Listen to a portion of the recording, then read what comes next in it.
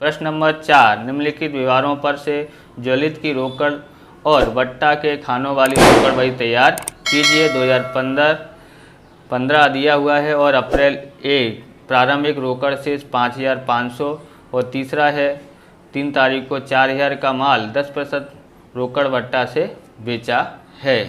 आप इस तरह के वीडियो देखना चाहते हो तो डिस्क्रिप्शन में पूरी प्लेलिस्ट दी है अलग अलग चैप्टर की, वहाँ से आप देख सकते हैं। चैनल पर नए हो तो चैनल को सब्सक्राइब कर लेना, क्योंकि इस प्रकार के वीडियो आपको मिलते रहेंगे।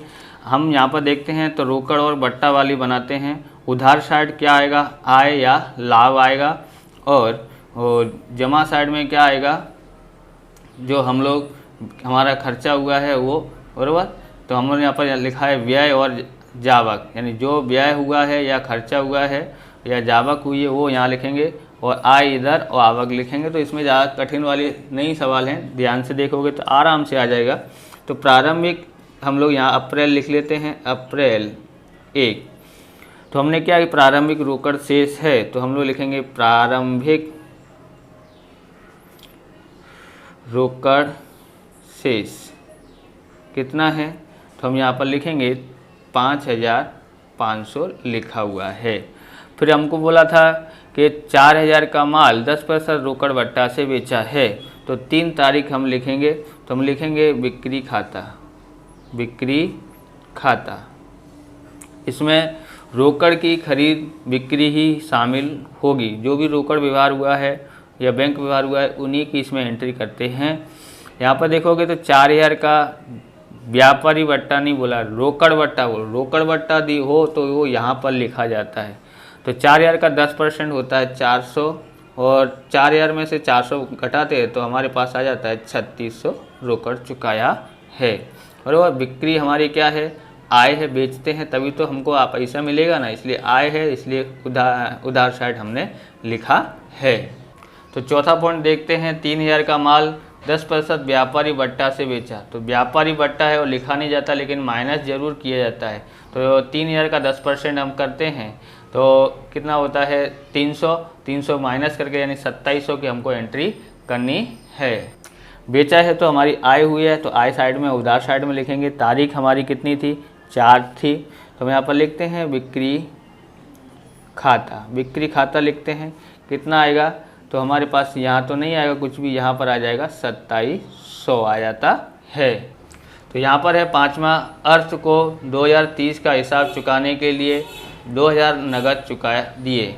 अब यहाँ पर देखोगे 2030 चुकाना था, लेकिन क्या हुआ, 2000 चुका दिए तो मान गया 2000 में, तो यानी 30 हमारा क्या हो गया, डिस्काउंट हो गया, यानी कि बट्टा हो गया, बराबर। तो ये हमको 30 रुपये का बट्टा मिल गया। तो हमने रोकड़ चुकाया है, तो हमारे लिए वो क्या हो गया है, व्यय हुआ है, तो व्यय यानी जमा साइड में लिखा जाएगा। 5 तारीख, नाम है अर्थ व्यक्ति का, तो अर्थ खाता लिखा जाएगा। कितने रुपए का बट्टा मिला, 30 रुपये का। कितना चुकाया हमने, 2000 रुपये चुकाया है। 5 तारीख का हो गया। 10 तारीख का देखते हैं। 4000 का माल 5% रोकड़ बट्टा से खरीदा है, रोकड़ बट्टा दिया, इसलिए हम लोग रोकड़ बट्टा लिखेंगे। कितना होता है 4000 का 5%, तो 200 होता है। 4000 में से 200 घटाएंगे तो 3800, यानी 200 और 3800 की एंट्री करेंगे। खरीदा है तो यानी हमारा क्या हुआ है, व्यय हुआ है, जावक हुई है, इसलिए हम लोग जमा साइड में लिखेंगे। तो यहाँ लिखते हैं हम लोग कितना है, यहाँ लिखते हैं हमारे पास कितना हुआ है। यहाँ पर तारीख है 10 तारीख है, तो हम 10 तारीख को लिखते हैं। खरीद खाता कितना है खरीद खाते में, तो हमारे पास आया 200 हमने देखा, और यहाँ पर 3800 आ जाता है। 13 तारीख का देखते हैं। वेतन का 1000 और मजूरी का 600 रोकड़ी से चुकाए, यानी नगद चुकाए हैं, तो हम लोग इसको लिखेंगे। हमारा व्यय हुआ है, तो व्यय यानी जमा साइड में हम लोग लिखेंगे, दोनों को लिखते हैं। 13 तारीख है, 13 तारीख का लिखते हैं। क्या लिखेंगे, वेतन खाता कितना है, वेतन खाता है तो 1000।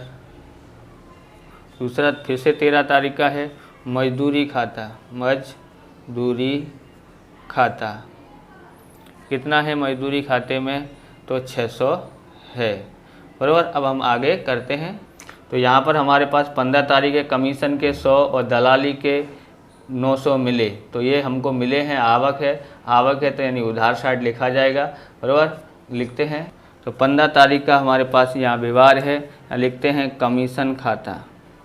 कमीशन खाता कितना है कमीशन का, तो 100 रुपया।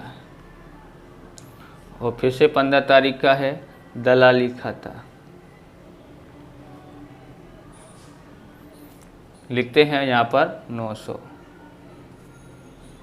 तो 17 तारीख का कृष्णा को 1420 के हिसाब पे 1400 रुपये देकर हिसाब चुकता किया है, यानी हमने दिया है तो हम लोग हमारी क्या हो गई यहाँ पर, तो हमारा ये व्यय हुआ है, यानी कि 1420 देना था और 1400 दिया, यानी 20 रुपये का हमारा क्या हो गया है, बट्टा हो गया है। तो हम लोग लिखते हैं, कहाँ पर लिखेंगे, जमा साइड में लिखेंगे। तो 17 तारीख का हम लोग यहाँ लिखते हैं, क्या लिखेंगे, कृष्णा खाता। कृष्णा खाता कितना हुआ है, तो कृष्णा खाते में 20 रुपये हमको डिस्काउंट मिला है, यानी रोकड़ बट्टा मिला है और 1400 चुकाया है। 19 तारीख का देखते हैं, 600 का एक यंत्र रमेश के पास से खरीदा, जिसके पेटे 2000 रोकड़ ई चुकाए और बाकी की रकम 1 मास बाद चुकाना निश्चित किया है, बराबर। 6000 थे, रमेश के पास से खरीदा है, जिसमें से 2000 रुपये चुका दिए, यानी 2000 की ही हम एंट्री करेंगे, बाकी की हम एंट्री करने वाले नहीं, बाकी का हम लोग रूम नामचा में एंट्री करेंगे, बराबर। 2000 का लिखेंगे, यानी 2000 हमने चुकाया है, यानी जावक हुई है, इसलिए हम लोग यहाँ पर जमा साइड में लिखेंगे। तारीख है 19, लिखेंगे यंत्र खाता। यंत्र खाता कितना चुकाए हैं, 2000 रुपये चुकाए हैं। अब हम देखते हैं 19 तारीख का हो गया। 23 तारीख का, धंधा में अधिक रकम की ज़रूरत होने से 3000 की कीमत का घर का फर्नीचर 3500 में बेचा। कितने में बेच दिया है, 3500 में बेचा, और धंधे में 2500 लाए हैं, 2500 धंधा में लाए। तो यहाँ पर ध्यान रखना है कितनी कीमत का है, कितने में बेचा है, उससे हमको कोई मतलब नहीं है, क्योंकि वह घर का सामान बेच के लेके आए। घर का फर्नीचर लिखा है ना, तो घर का फर्नीचर बेचा है, तो घर का तो हम लोग कुछ कर ही नहीं रहे हैं, हम लोग तो क्या कर रहे हैं, ऑफिस का कर रहे हैं। तो हम लोग कितना लेके आए ऑफिस में, यानी कि धंधे में कितना लेके आए, 2500 लेके आए हैं, यानी आवक हुई है। आवक हमारी कहाँ पर आती है, उधार साइड में लिखेंगे, और किस रूप में लिखेंगे, पूंजी खाते के रूप में लिखते हैं। तो हम यहाँ पर लिखते हैं, तारीख है हमारा 23, यहाँ लिखते हैं पूंजी खाता। पूंजी खाता, पूंजी खाता कितना है, 2500 है। यहाँ हमारा 18 तारीख का रह गया था, तो हम देख लेते हैं 5000 का 10% व्यापारी बट्टा और 5% रोकड़ बट्टा से बेचा है। तो यहाँ पर ध्यान से समझना है, आपको कैलकुलेटर में क्या करना है, 5000 माइनस 10% यानी 4500 आ जाएगा। 4500 माइनस 5% करते हैं तो 225 आ जाता है। तो फिर अपने माइनस 225 कर हो गया है, तो अब देखेंगे 4500 में से 225 घटाते हैं तो 4275 आ जाता है। 225 और 4275 की हम एंट्री करते हैं। कहाँ पर करेंगे, बेचा है, यानी आय हुई है। आय कहाँ पर लिखी जाती है, उधार साइड लिखी जाती है। तो यहाँ लिखते हैं 18 तारीख का, क्या लिखेंगे, बिक्री खाता। बिक्री खाता कितने की बिक्री हुई है, तो हम लोग रोकड़ बट्टा कितना मिला है, 225 मिला है, और यहाँ आया है 4775 आया है। अब हम आगे देखते हैं, हमारे पास 27 तारीख का है, 225 व्यापारी महामंडल को वार्षिक फीस के चुकाए। तो वार्षिक फीस के हमने 225 रुपये चुकाए हैं, यानी जावक हुआ है। जावक जमा साइड में लिखा जाता है। तो हम यहाँ लिखते हैं, तारीख है हमारे पास 27 तारीख, यहाँ लिखते हैं व्यापारी महामंडल खाता कितना है, तो हम यहाँ पर लिख देते हैं 225 है। 29 तारीख का है, गोडाउन भाड़ा 600 और रोकड़ी चुकाया, लारी भाड़ा 300 शंभू को नगद दिए हैं, यानी हमारी जावक हुई है। जावक तो जमा साइड में लिखा जाता है। तारीख लिखते हैं 29 को लिखते हैं गोडाउन भाड़ा खाता कितना है, तो वो है 600, और 29 तारीख को फिर से लारी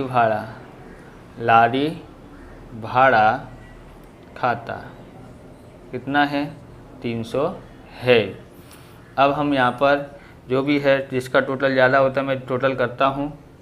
तो हमने टोटल करके कर लिया है। यहाँ पर आएगा 625 और यहाँ आएगा 19,575 आता है।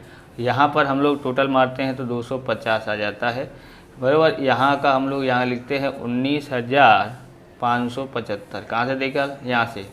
अब इन सबको यहाँ से घटाते हैं तो हमारे पास यहाँ आ जाता है 7,650 आ जाता है। यहाँ पर 30 तारीख लिखते हैं, शेष आगे ले गए इस तरह से लिख दिया है। अब यहाँ पर और लिखेंगे, यहाँ पर तारीख है यहाँ पर 30, तो यहाँ पर 2015 मई आ जाएगी। कितनी तारीख को? 1 तारीख को। क्या लिखेंगे यहाँ? शेष आगे ले गए, तो यहाँ पर लिखेंगे शेष आगे लाए। कितना है? 7,650। इस तरह से ये वीडियो पूरा होता है। अगर आपको हमारा ये वीडियो अच्छा लगे तो लाइक करें, शेयर करें, कमेंट करें। चैनल पर नए हो चैनल को सब्सक्राइब करें। मिलते हैं नेक्स्ट वीडियो में। जय हिंद, जय भारत, वंदे मातरम।